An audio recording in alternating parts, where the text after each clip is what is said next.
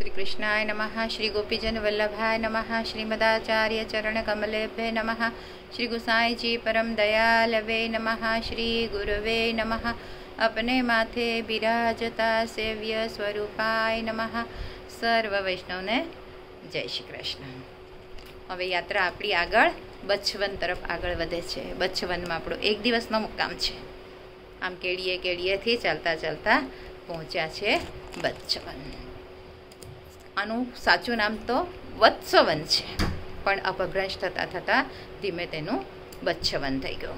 त्यां बच्छ विहारीजीनुं मंदिर पण आवेलुं छे उपर टेकड़ा पर। पछी त्यां ग्वाल चौतरो छे, ग्वाल मंडळीनुं पण स्थान छे, ग्वाल कुंड छे, हरिबोल तीर्थ छे। આવી રીતે ઘણા બધા તીર્થો અને કુંડો છે। હવે દરેક કુંડોમાં તો સ્નાન કરવું શક્ય નથી હોતું, એટલે આપણે ભાવથી માનસીમાં જ સ્નાન અને પાનનો ભાવ કરી આગળ વધતા જઈએ છીએ। અને ત્યાં યમુનાજીની એક નહેર પણ આ સ્થાનથી આગળ વધે છે। જે સ્થાન પરથી બ્રહ્માજીએ બધા વાછરડાઓનું હરણ કરી લીધું હતું તે આ સ્થાન, એટલે આ વનનું નામ બચ્છવન પડ્યું। અને અધાસુર નામનો જે અસુર આવ્યો હતો એ અધાસુરને પણ શું કર્યું હતું, બધા ગોપ બાળકોને મારીને પોતાના મુખમાં પધરાવ્યું હતું। તો પ્રભુએ અમૃત દૃષ્ટિ કરીને એ બધા ગોપ બાળકોને વાછરડાઓને અધાસરના મુખમાંથી બહાર કાઢ્યા અને એ લોકોને સજીવન કર્યા હતા। અને બ્રહ્માજી સાથેની જે આ લીલા થઈ એ 1 વર્ષ પર્યંત ચાલી હતી આ લીલા। એટલા માટે આ લીલાનું પણ ખાસ મહત્વ આપણે જોવા મળે છે। અને બ્રહ્માજીને પછી પોતાની ભૂલ સમજાઈ હતી અને પછી તે આગળનો ઇતિહાસ તો આપણે જોયો જ છે કે બ્રહ્માજી પોતે આવ્યા, પ્રભુ પાસે ક્ષમા માંગી।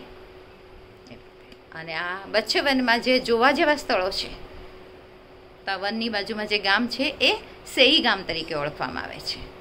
અને ત્યાં જે મુખિયાજી છે તો મુખિયાજીના ઘરમાં ચતુર્ભુજ સ્વરૂપ બિરાજે છે અને એ સ્વરૂપ અતિશય મોટું અને તેજસ્વી છે। એની પીઠિકામાં ગ્વાલો, વાછરડાઓ, વૃક્ષો, દેવો આ બધા ચિહ્નો આપણે ઠાકોરજીની પીઠિકામાં જોવા મળે છે। અને કહેવાય છે કે આ સ્વરૂપ મહાપ્રભુજીના બેઠકજીમાં પહેલાં બિરાજતું હતું અને ઘણા લોકો આ સ્વરૂપને જ બચ્છ બિહારી તરીકે પણ ઓળખે છે।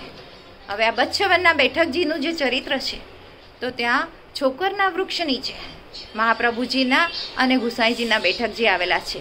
અલીખાન પઠાણ ગામમાંથી દૂધ અને સાકર લઈને આવતા અને પછી મહાપ્રભુજી એમાંથી ખીર સિદ્ધ કરતા અને એ ખીર અંગીકાર કરતા।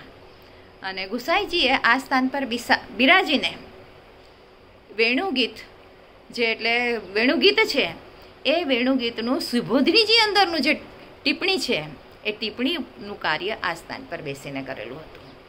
અને ગુસાઈજીએ પોતાના સેવકોને આ વત્સહરણ લીલાનું વર્ણન ખૂબ સુંદર રીતે સમજાવ્યું હતું। અને સાંભળતા સાંભળતા બધા સેવકો જાણે પોતાનું દેહભાન ભૂલી ગયા હોય આવી સ્થિતિમાં પહોંચી ગયા હતા।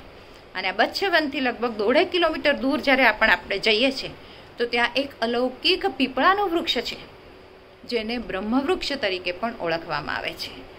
એટલે બ્રહ્માજીના જે 4 મુખ છે એવી રીતે આ પીપળાનું જે વૃક્ષ છે એના 4 થડ ચારે બાજુથી છે। એક આ બાજુ આમ ચારે બાજુથી છે અને ચારે થડની વચ્ચેથી થોડીક આમ જગ્યા હોય છે કે એની અંદરથી તમે પસાર થઈ શકો। આવા અલૌકિક વૃક્ષ છે એટલે એનું નામ બ્રહ્મવૃક્ષ પડેલું છે।